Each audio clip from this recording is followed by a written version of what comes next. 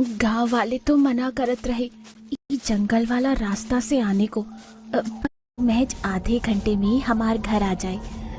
पर मुनिया खुद से कहते हुए रोड और जंगल के रास्ते में से किसी एक को चुनने को तैयार हुई ही थी कि उसकी सारी सोच इस एक पर आकर रुक गई। उसे जब कुछ नहीं सूझा तो बिना कुछ सोचे समझे जंगल के अंदर चल दी। बस कुछ ही दूर और मुनिया, बस कुछ ही दूर और फिर जल्दी ही तुहार घर आ जाई और तोर बच्चा तुहार गोद में खेलत रही। मुनिया, वैसे भी रोज रोज थोड़ी ना तू इस रास्ता से आन जान करी है। हिम्मत रख मुनिया और डर मत। मुनिया खुद से कहते हुए तेज कदमों से जंगल पार करने की कोशिश में लगी हुई थी कि अचानक ही आसमान में इतनी जोर से बिजली की दहाड़ गूंजी जिसे देख मुनिया के पैर एक जगह जम गए।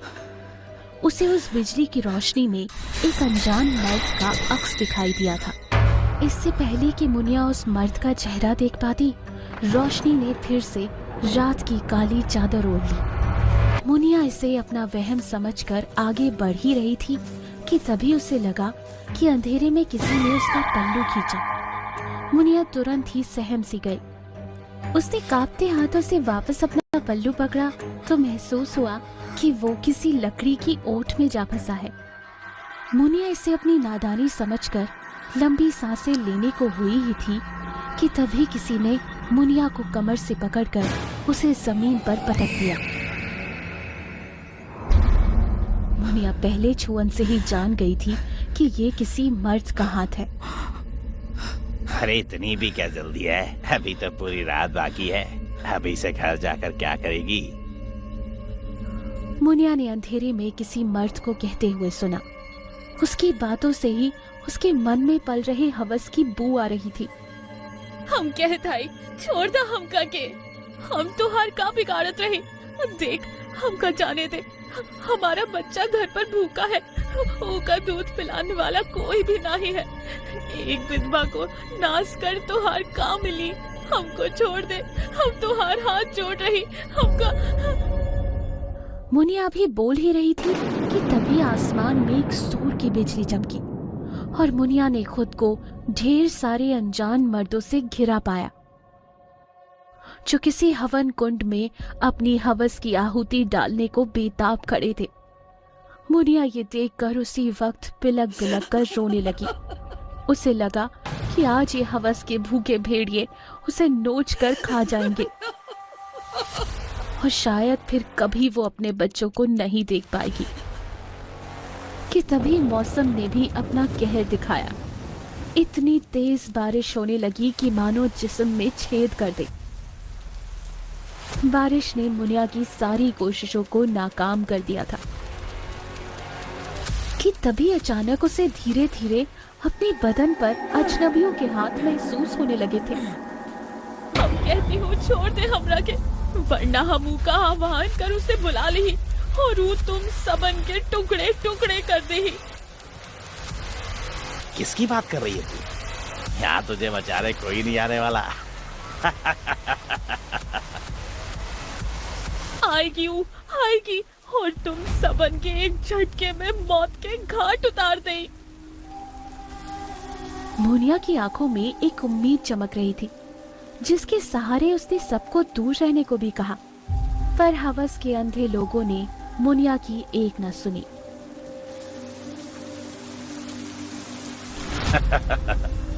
पूरा गैंग आया है तुझे चखने के लिए और तू है कि डर रही है? इसे अपनी खुशकिस्मती मान और निढाल हो जा। तू भी क्या याद रखेगी, चौधरी के गैंग को खुश करने का मौका मिल रहा है तुझे। चौधरी के गैंग को अब पूरे 40 कोस तक इसका डंका बजेगा। पगली, अब और रात काली मत कर, चला जा जल्दी से। मुनिया ने भी तुरंत अपनी आंखें बंद कर ली जैसे वो किसी का आह्वान कर रही हो। फिर चीखते हुए उसने कहा, द्रौपदी हमार रक्षा करी, देवी द्रौपदी हमार रक्षा करी। ये भेड़िया लोग हम कभी तुहार तरफ बर्बाद करने का सोचे है देवी। मुनिया के इतना कहते ही तेज बरसात में एक बवंडर सा उठने लगा। मौजूद सभी मर्द अंधेरे में किसी शक्ति को अपनी तरफ आता हुआ महसूस कर रहे थे। उनकी आंखें अंधेरे में ही किसी को तलाशने लगी, पर किसी को भी अपनी मौत के काले रंग के अलावा कुछ भी दिखाई नहीं दिया। लगता है द्रौपदी सच में वापस आ गई है। भागो, अपनी जान बचाओ, द्रौपदी वापस आ गई है। अचानक ही इस बात का हल्ला हुआ और मुनिया को छोड़कर सभी लोग अपनी जान बचाकर भागने लगे। जंगल के कोने कोने से लोगों की चीखने की आवाज आने लगी। तू अभी तक जिंदा है? मैं तुझे ही ढूंढ रही थी। मुझे बर्बाद करने के बाद तेरा पेट नहीं भरा, जो तू अब इस भागन को बर्बाद करना चाहता है।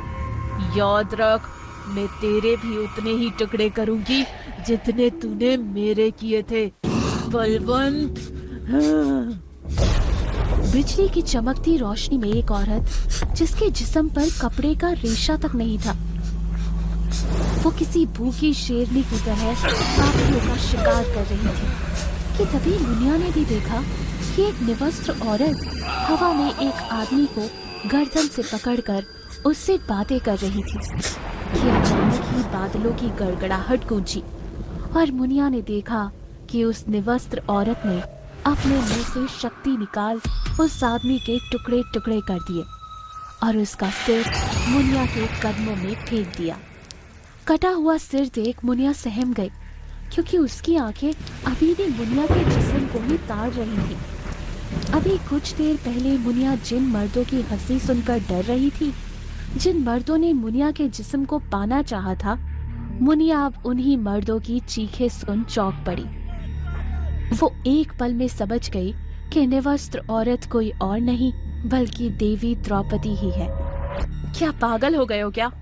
किसी डायन की पिक्चर की कहानी ले आए हो मेरे पास?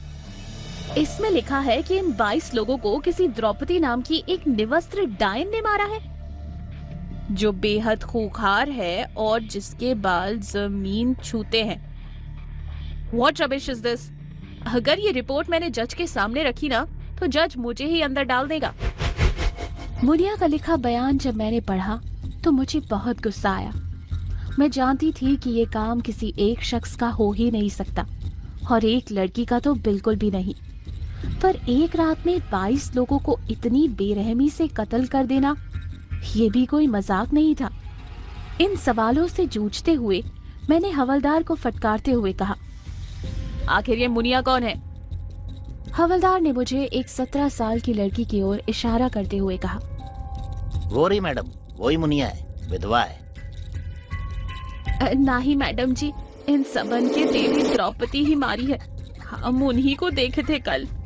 वो निवस्त्र ही इन राक्षसों का सर्वनाश कर रही थी। मुनिया के मुंह से देवी द्रौपदी की कहानी सुन मैं पक चुकी थी। तभी मैंने झल्लाते हुए मुनिया से फिर से कहा, बस करो और सिर्फ इतना बताओ कि क्या तुमने कल उस औरत का चेहरा देखा था जिसने इन 22 लोगों को मारा है, जिसकी तुम बात कर रही हो? मेरे इस गरम लहजे ने मुनिया के साथ साथ उसकी गोद में खेल रहे बच्चे को भी डरा दिया था। बच्चा अभी रोने को ही हुआ था कि मुनिया ने मुझे सुनाते हुए कहा, कल रात हम देवी द्रौपदी का चेहरा ही देखे थे और यही सच है। अगर तुहार के फिर भी यकीन ना हो तो जाकर खुद ही देख लो देवी द्रौपदी को। हम गांव वाला इस जंगल के बीचा बीच देवी द्रौपदी का मंदिर बनावे हैं। जा तू का दर्शन कर ले आओ। सच कहूँ तो मुनिया को देखकर मैं दंग रह गई। एक 17 साल की विधवा लड़की की गोद में 8 महीने का बच्चा देखकर मैं बेचैन सी हो गई।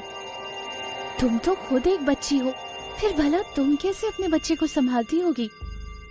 मैंने जाते ही मुनिया से पूछा था। वो बेचारी तो मेरे जिस्म पर वर्दी देखकर कांप गई थी। पर मुनिया की बात सुनकर मैंने हवलदार को सीधा मंदिर चलने को कहा, पर मेरी बात सुन हवलदार का मुंह बन गया। उसने बड़बड़ाते हुए कहा, क्या पागल औरत है?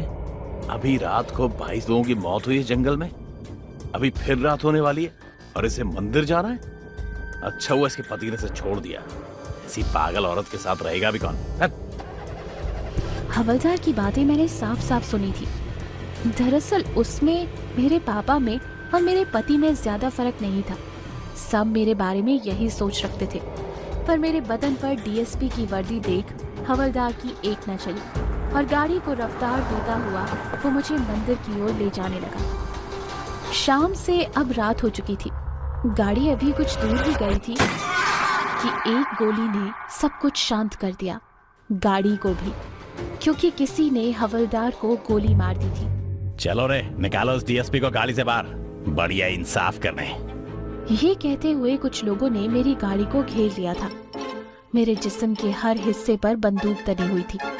अगर मैं बाहर नहीं आती तो शायद वो लोग मुझे गाड़ी के अंदर ही छल्ली कर देते। मुझे उनके हाव भाव देखकर ही समझ आ गया था कि वो लोग भी मेरे साथ वही करना चाहते थे जो उन्होंने मुनिया के साथ करने की कोशिश की थी। मैं कहती हूँ दूर रहो मुझसे, वरना मैं एक एक को भून कर रख दूंगी। मैंने अपनी रिवॉल्वर निकालकर सबको धमकाते हुए कहा और गाड़ी से बाहर आ गई। पर वो लोग इतने सारे थे कि मैं अंधेरे में सबको देख भी नहीं पा रही थी कि तभी अचानक किसी ने मुझे पीछे से धक्का दिया, जिससे मैं जमीन पर गिर गई और मेरी रिवॉल्वर अंधेरे में कहीं खो गई। इससे पहले कि मैं खुद को संभाल पाती, उन लोगों ने मुझे जकड़ लिया था। खबरदार, किसी ने मुझे छूने की कोशिश भी करी तो छोड़ो मुझे। तुम लोग शायद भूल रहे हो कि मैं एक डीएसपी हूँ। तुम लोगों को छोड़ूंगी नहीं। मैं तो डर गया, मुझे तो अभी से मेरी मौत सामने दिखाई दे रही है। चलो रे, नोच फेंको इसके जिस्म से इस वर्दी को। आज तक हमने कानून के हाथ के बारे में सुना था, जरा आज कानून का जिस्म भी देखते हैं। इतना कहकर वो आदमी मुझे इधर उधर छूने लगा था। मैं भी मुनिया की तरह चीखने चिल्लाने लगी थी, पर मेरी मदद को कोई नहीं आया। उस दरिंदे ने मेरे जिस्म से मेरी वर्दी को नोच फेंका था। मैं अब किसी को मुंह दिखाने के लायक ही नहीं रही थी कि तभी मुनिया की एक बात याद आई। उसने कहा था कि कल को अगर मेरी इज्जत पर भी आंच आए तो मैं भी देवी द्रौपदी को ही याद करूं। वो मेरी मदद के लिए जरूर आएंगी। भले ही मुझे मुनिया के बयान पर यकीन नहीं था, पर इस वक्त मेरे पास दूसरी कोई उम्मीद भी नहीं थी। तो मैंने भी अपनी आंखें बंद कर बस इतना कहा, देवी द्रौपदी मेरी रक्षा करो, मुझे आपकी जरूरत है। ये दरिंदे मुनिया की तरह मेरी इज्जत को भी तार तार करने वाले हैं। देवी देवी द्रौपदी। मेरे इतना कहते ही अंधेरी रात में सुनसान जंगल के बीचों बीच तेज हवाएं चलने लगी। इससे पहले कि मैं कुछ सोच पाती या समझ पाती, जो हाथ मेरे जिस्म को नोच रहे थे वो अब अपने शरीर से कट चुके थे। मुझे भी अंधेरे में किसी शक्ति का आभास हुआ था।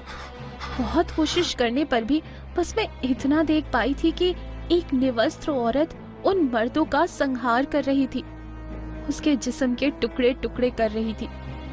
कुछ देर बाद जब मैंने होश संभाला तो देखा दूर दूर तक जमीन पर इंसानों के टुकड़े पड़े हैं और जमीन पर इतना खून बिखरा हुआ था कि मानो जैसे किसी ने खून की नदियां बहा दी हो। इतना सारा खून और इंसानी मांस देखकर मैं सहम गई थी। तभी अंधेरे में किसी ने मुझसे कहा, डरो मत, तुम्हें परेशान करने के लिए अब कोई जिंदा नहीं बचा। अब तुम आराम से घर चली जाओ, तुम्हें डरने की कोई जरूरत नहीं है। ये आवाज किसी औरत की थी या फिर यूं कहूं कि देवी द्रौपदी की। मैंने भी इस मौके को खाली नहीं जाने दिया। इससे पहले कि देवी द्रौपदी हवा में विलीन होती, मैंने उनसे तुरंत ही पूछा, आप कौन हैं? आपके जिस्म पर कपड़े का एक रेशा तक नहीं है। आखिर ऐसा क्यों? क्या हुआ था आपके साथ? मेरा ये सवाल सुन देवी द्रौपदी रोने लगी थी, जिससे सारा जंगल दहल उठा था। तभी देवी द्रौपदी ने बस ये कहा, दीदी मुझे पहचाना नहीं, मैं सक्कू। इतना कहकर देवी द्रौपदी हवा में विलीन हो गई। आखिर ऐसी क्या कहानी थी देवी द्रौपदी की, जो वो निवस्त्र ही लड़कियों की इज्जत की रक्षा करती थी? और क्या कनेक्शन था डीएसपी कल्पना का और देवी द्रौपदी का? जानने के लिए देखते रहिए।